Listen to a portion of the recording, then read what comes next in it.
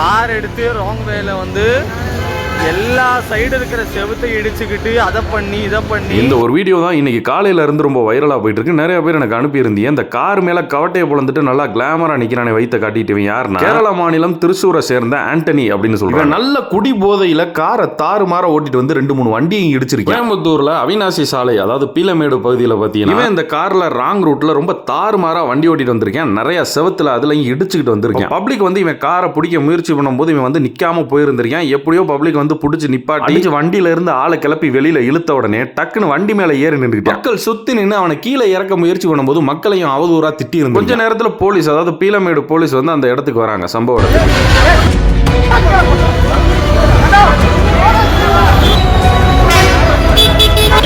Coimbatore police இவனை கைது பண்ணிட்டு போய் வச்சு விசாரிக்கும் போது தெரிய வருது இவன் கேரள மாநிலம் திருச்சூரை சேர்ந்த ஆண்டனி அப்படின்னு. கூடிய விரைவில் சேட்டா செமத்தியா வாங்கி கையெடுத்து கும்பிட்டு மன்னிப்பு கேட்ட வீடியோ வரும்னு நினைக்கிறேன். வந்தோடனே கண்டிப்பா தெரியப்படுத்துறேன்.